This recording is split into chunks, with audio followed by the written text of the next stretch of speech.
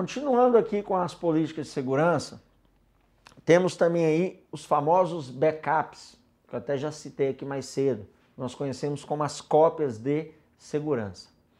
Backup, se você pegar um edital de concurso que cobre apenas segurança da informação, você não precisaria estar estudando backup aprofundadamente. Você tem que saber, obviamente, que backup é uma cópia de segurança que tem que ser mantido em local diferente do original.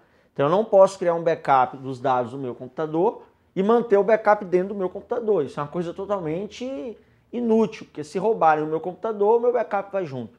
Então você tem apenas que ter esses cuidados em prova, né? Manter backup sempre separado, né? O backup tem que ser feito sempre. Você não pode deixar aí fazer um backup de ano em ano, né? Ele pode se tornar o quê? Defasado. Então tem que tomar alguns cuidados aí. Agora, se o seu edital também cobrar sobre backup, ele tem um espaço lá, ó, conceitos sobre cópias de segurança. Aí você vai ter que estudar aprofundadamente o backup, que caso o seu edital tenha, você vai ter aí a aula que eu ia gravar sobre backup.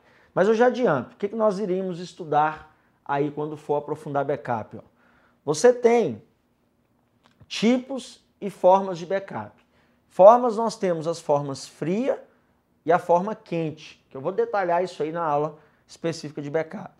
E os tipos, nós temos o simples, que é o backup de cópia, o normal, que é conhecido como total ou global, o diário, o incremental e o diferencial. Então, caso caia backup no seu edital, preocupe-se com esses conceitos, que caso você tenha aí no seu pacote, você vai ter a aula à parte sobre backup, ok? Outra política de segurança que nós temos é o firewall. Como é que vai ser implantado aí o firewall na sua empresa? Firewall é uma coisa extremamente importante, e não só a empresa, né? Como que vai ser implantado o firewall aí na sua residência? Mas vamos analisar primeiro o que é firewall. Conhecido como filtro, é um sistema, um mecanismo de acesso à entrada e saída de informações da rede. Ou seja, é o firewall que vai fazer a filtragem de tudo aquilo que entra e sai da sua rede de computadores ou até mesmo no seu computador pessoal. Cuidado para não confundir o firewall com antivírus. Eu botei essa observação aqui para ficar bem claro. Tá? Por que o pessoal confunde muito com antivírus? Porque pelo firewall ser um mecanismo de defesa, de proteção, os examinadores vão associar firewall a antivírus.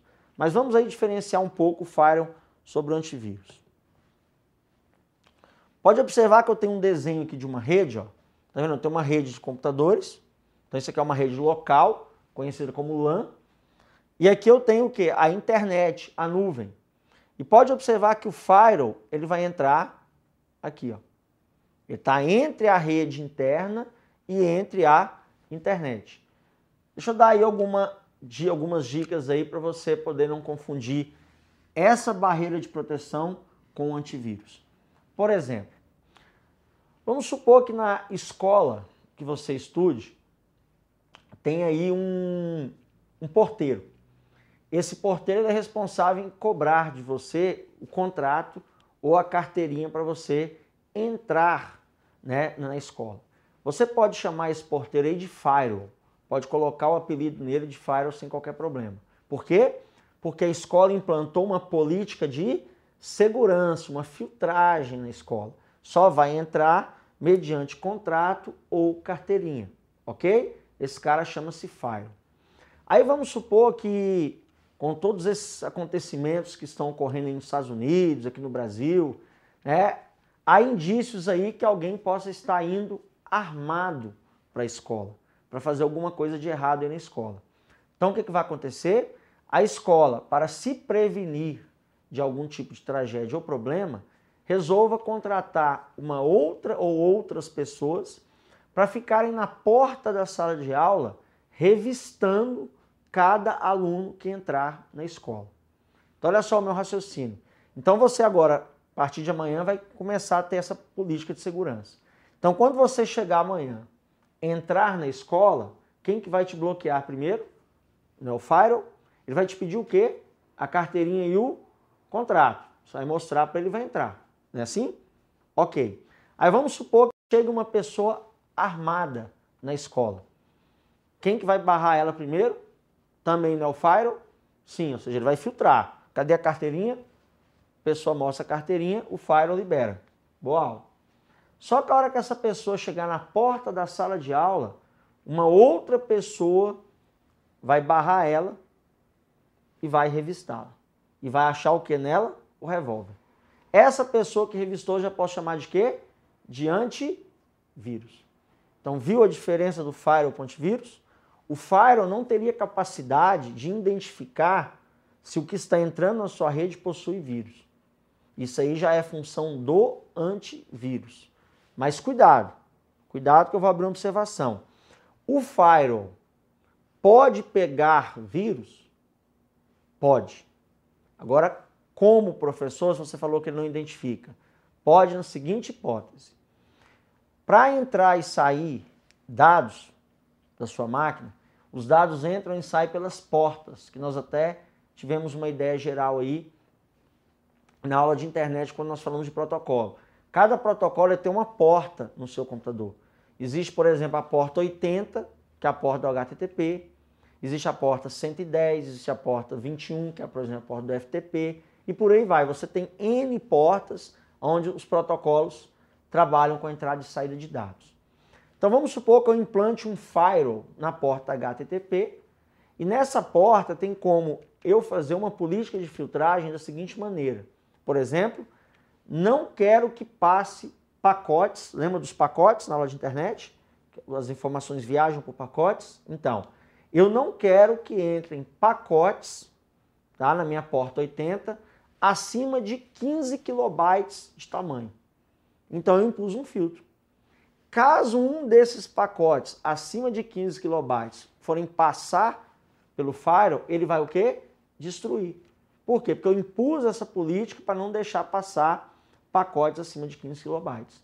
E se um desses pacotes tiver vírus, ele não vai destruir? Também vai destruir. Agora, ele não destruiu porque o pacote contém vírus. Ele destruiu porque eu impus uma política, uma regra no meu firewall para que não deixe entrar pacote acima de 15 kilobytes.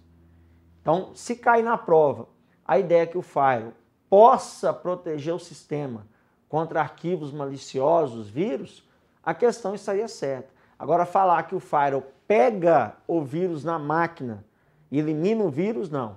Isso aí já é papel do antivírus. Ok? Então vamos continuar nossas políticas de segurança. E depois do firewall temos justamente eles aí, ó, os antivírus, né? Que hoje, como eu tenho uma observação aqui, antivírus não detecta somente vírus, né? Mas sim outros tipos de malwares, que nós até iremos estudar nessa nossa aula. Pode ser o worm, que é o verme, os trojans, o spyware, que é o programa espião, e por aí vai. Antivírus se tornou meio que um jargão, né? Você fala antivírus. Mas tem bons antivírus aí que pegam muito mais do que o vírus. Aí já faz um papel diferenciado do firewall, né? O antivírus ele vai estar na sua máquina, já com uma base de dados que a gente chama de assinatura de vírus. O que a assinatura funciona? O antivírus ele já vem com uma quantidade de programas maliciosos conhecidos no seu banco de dados.